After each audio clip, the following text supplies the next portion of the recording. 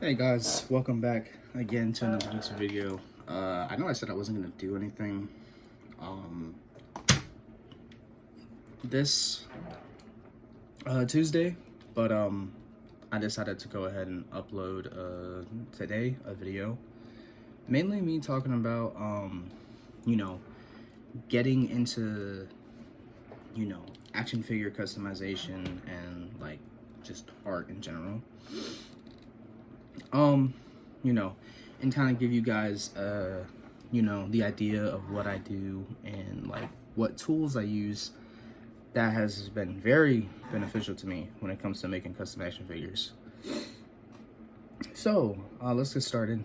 The main reason why I started doing this was because, honestly, I wasn't liking some of the like stuff that was coming out from official companies. I thought stuff could be better. And on top of that too, I noticed that a lot of people tend to make the same thing that other people make. Sometimes, not all the time. Or, there's like a trend going on and people, kind of hop on that trend when making a custom action figure.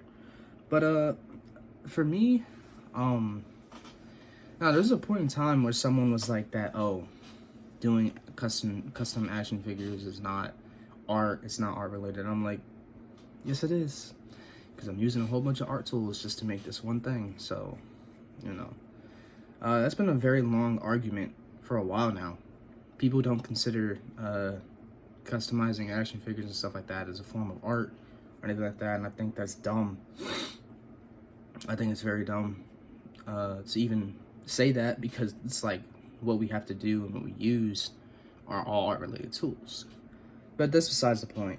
I always wanted to, one, just make stuff that I would never get in my collection, and also kind of do my own take on things. Because while yes, some designs to video game characters look cool, or like anime characters look cool, it does get annoying when you see, like 15 different Gokus from Tamashii. What else? A Kamen Rider. I like Kamen Rider, don't get me wrong, and their designs are all different, but some action figure companies would just like to do Kamen Rider, or some of them will only do Dragon Ball, which is just Tamashii.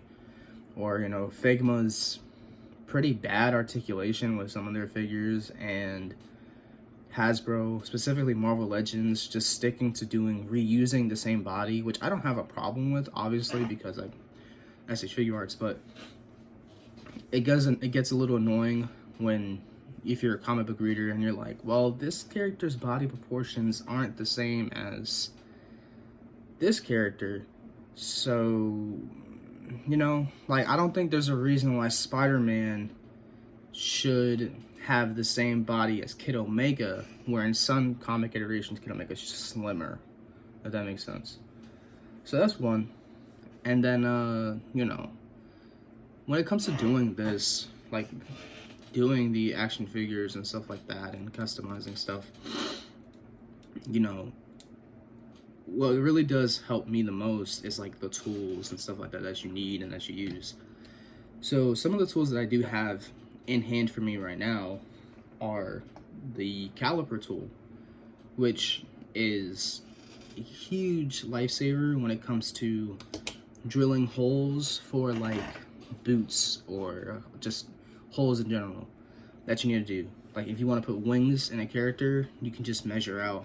Like I'll show you right now, for those of you who don't know, like this is 5.4, and this drill bit here, if you measure that area, is 9.3. It's in reverse, but you know what I mean. It's 9.3. And just now, before I started recording this, I was working on the Broly, and I just drilled on the Dragon Stars boots for him. Now, his legs are a little bow-legged because of the plastic. I chopped away at I didn't chop away at the plastic. It was just that his leg in general is kind of like, it won't go back into position. So that kind of sucks. But it's whatever. Aves Epoxy Sculpt, which I do have on my desk right now here, just to show y'all what it looks like. This is Aves Epoxy Sculpt. And also, you know, just your standard glue, a Dremel, you know, like the drill bit I just showed you guys and stuff like that. All those things come like really in handy when it comes to making action figures. And of course, sanding paper and sanding blocks. I have this one here, I think it's P320. It's a good, like, to do the fine finish and stuff like that, to get rid of those rough edges. So, like, all those things, you know, you just gotta take into consideration when you're doing custom action figures. Now, if you really want to step your game up when it comes to it, get a 3D printer. 3D printers are fun. They're, you know, it's a big learning experience, and you learning like the ins and outs, and you start to learn, like, this is why I also say this tool comes in handy, because I 3D printed these heads here, and if I'm correct, this head is like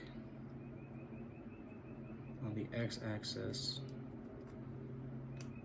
it's 24 millimeters up and down, and I think sideways it might be less. 18.3 sideways. And just one more. 25 going like this way from forward and forward. So, you know, all of that helps, especially like I said, getting a 3D printer. Resin 3D printers are, I think, easier to use compared to FDM. I've never used an FDM printer before, but I do want to get one for some diorama pieces and stuff like that. And, you know, also matching, knowing and matching, you know, what pieces go with what. Like this Jin Kazama I'm working on here, he's actually using the Quick Kick G.I. Joe torso, like everything from the upper thigh here. So these thighs and this diaper piece can come off, but his upper thigh and up is all Quick Kick, but down is the Commando Snake Eyes, because I thought it kind of worked with him. And then this head I 3D printed, I got it from Claim, I think it was Clayman 3D on Colts 3D.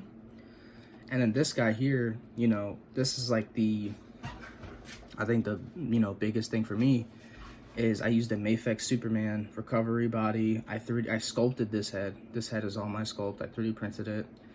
The Mafex Thor arms, Superman torso, and then Piccolo's legs and Dragonstar Broly's boots. And I've, for one, have never seen anyone do that. You know what I mean? Like, I've never seen anyone put together some stuff like that. And I feel like that's, you know, another thing for me too, is I like to be unique with what I'm doing and the stuff that I use. The Broly custom I made, I did get inspiration from Beast Customs. Of course, I did a few things different from time to time. I used different face plates, or I used, you know, like for one of my commissions, I gave the guy my 3D printed Broly SSJ heads from Second Coming. So, you know, it was all of that, you know, it's a fun process, and doing custom action figures, you know, it's extremely fun. And another thing too, it is a form of art, you know? It's a form of art, it's, you know, it's fun to do, like I said. It's a very big learning experience, and it's also gotten me to, like, want to start working and doing, like, my own, what's it called?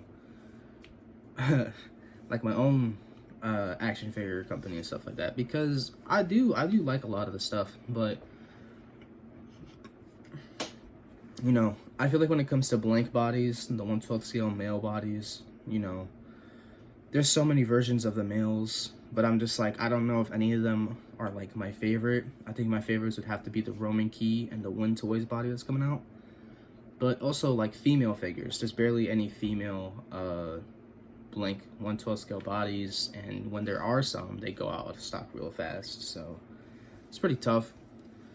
But yeah, that's pretty much it for this video. I just wanted to talk about me getting into custom action figure, like customizing, and then, you know, what tools you would need, and basically just to tell y'all, you know, anyone could really do it. You know, it's a fun thing to do, especially with 3D printer. I love 3D printing. I also hate it at the same time, but I love it. So yeah, if you guys like this video, you know, thank you so much. I hope it was somewhat informational to you, and yeah, I will see you guys in the next one.